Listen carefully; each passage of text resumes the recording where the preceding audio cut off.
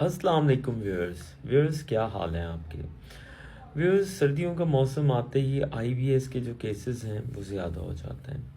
पहले हम डिस्कस करेंगे कि आईबीएस कहते किसे हैं, क्या क्या चीज़ें इसमें शामिल होती हैं और इसको कैसे जो है वो कंट्रोल किया जाए।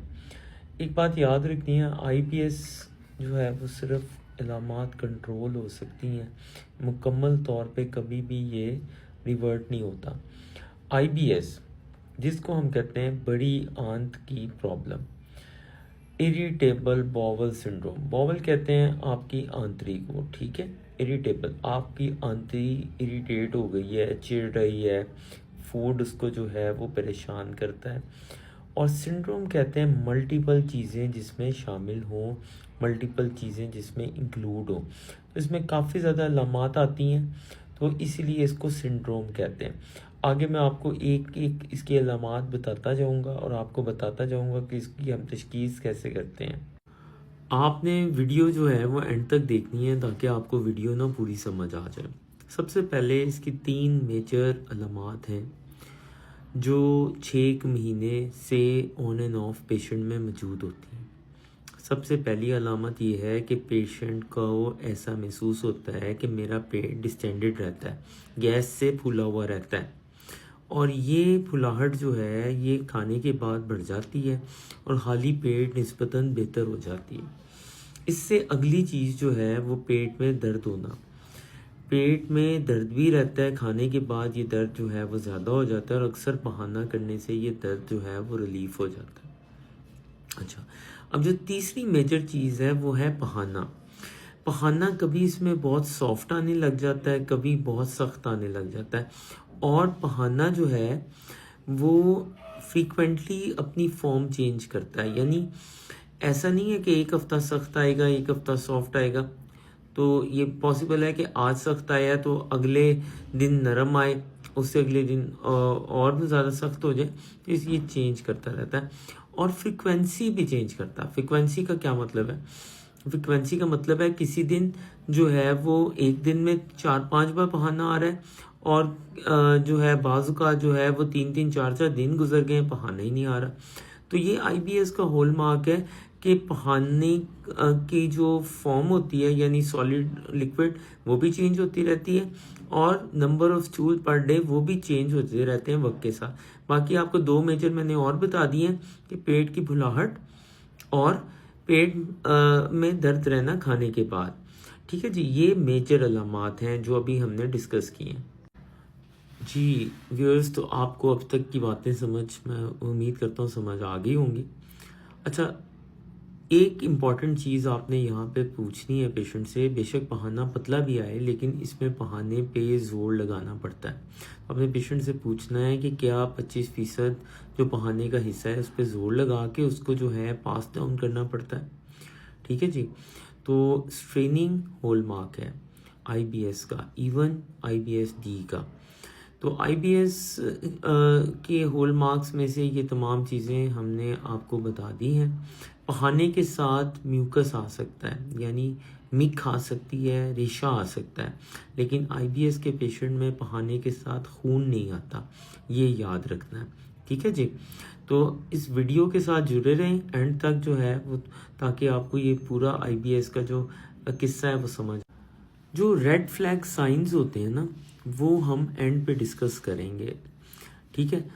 इसके अलावा जो पेशेंट फ्रीक्वेंटली हमें बताते हैं वो ये बताते हैं कि उनको ऐसा महसूस होता है कि बहाना जहाँ से निकलना है, एनल ओपनिंग जो है वो उनको लगता है कि वो उसका साइज़ जो है वो रिड्यूस हो गया है और बहाना जो है वो पास डाउन नहीं हो रहा।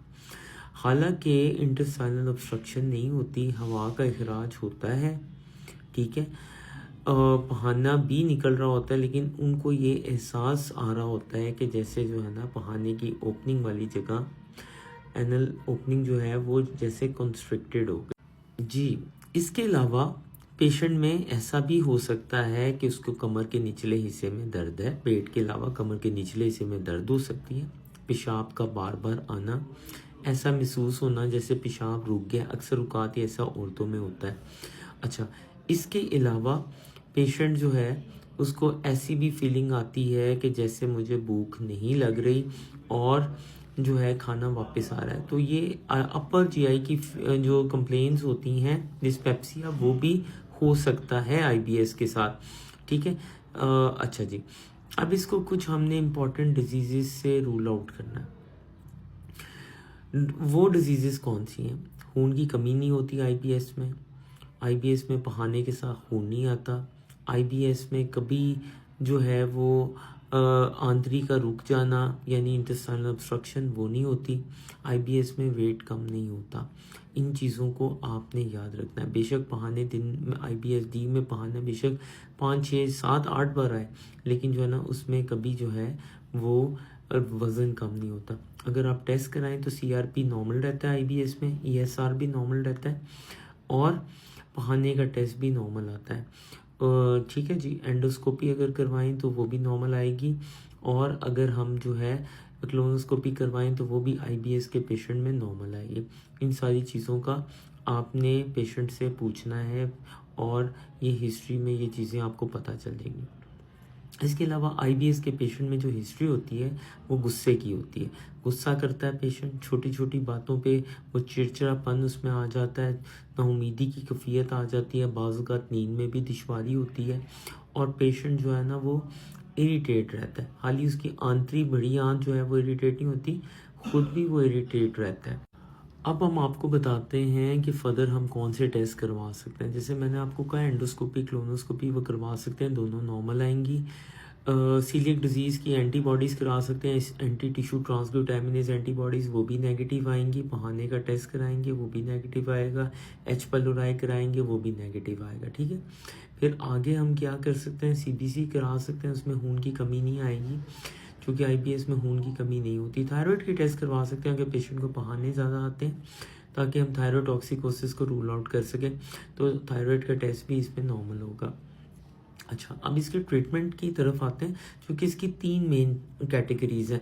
आईबीएस डी जिसमें डायरिया ज़्यादा प्रोमिनेंट है, आईबीएस मिक्स टाइप कभी डायरिया कभी कॉन्स्टिपेशन, और आईबीएस सी जिसमें कॉन्स्टिपेशन ज़्यादा प्रीडोमिनेंट है। अब ये पहले हम इसकी जो टाइप है वो निकाल के उसके अकॉर्डिंगली ट्रीटमेंट देते हैं।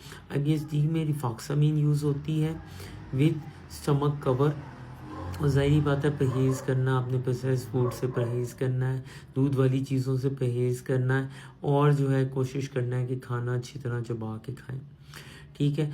अच्छा, आईबीएस जो मिक्स टाइप है उसमें भी हमने दूध वाली चीज़ों से परहेज़ करना है। उसमें चूँकि मिक्स टाइप होती है तो हम हाली स्टमक कवर देते हैं, एंटीस्पास्मोडिक्स देते हैं, और इसके अलावा हमारी कोशिश ये होती है कि पेशेंट को हम ऐसी कोई चीज़ दें जिससे जो है एब्डोमिनल डिस्टेंशन ना हो, जैसे स्मेथी कॉर्न वगैरह हम यूज़ कर सकते हैं, या इवन पेपरमिंट ऑयल यूज़ कर सकते हैं।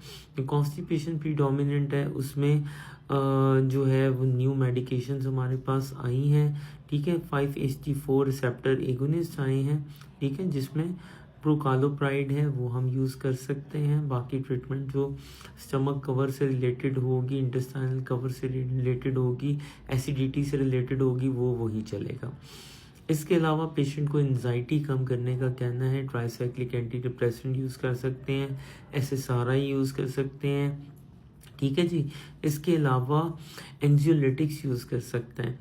पेशेंट को बताना है खाना चबा के खाएं, खाने के दरमियान जो है पानी ना पिएं, खाने से पहले पानी पिएं, खाने के दरमियान बातें ना करें। जो खाने की एक लिस्ट बना लें, जो खाना आपको डिस्टर्ब करता है, ज़्यादातर कच्ची सैलड्स वगैरह भी इसमें डिस्टर्ब करती हैं, मीट वगैरह भी डिस्टर्ब करता है, ज़्यादा रिफाइंड फूड भी डिस्टर्ब करता है, उसको अवॉइड कर लें। आटे की जगह जौ का आटा यूज़ कर लें, वो बेहतर हो जाएगा काम। फ्लैक्स सीड का पाउडर जो है वो आटे में ऐड करके यूज़ कर लें, काम बेहतर हो जाएगा। कोल्ड ड्रिंक्स बिल्कुल बंद कर दें, दूध से बनी हुई चीज़ें बंद कर दें, लेज़, चिप्स, स्लांटी, बर्गर, शवारमा, पिज़्ज़ा ये बंद करें। नेचुरल खाना खाएं, सब्जियों का इस्तेमाल ज़्यादा करें, रोटी का इस्तेमाल ज़्यादा करें, चावल भी खा सकते हैं। सिर्फ आईबीएस कॉन्स्टिपेशन प्रीडोमिनेंट में हम चावल कम देते हैं।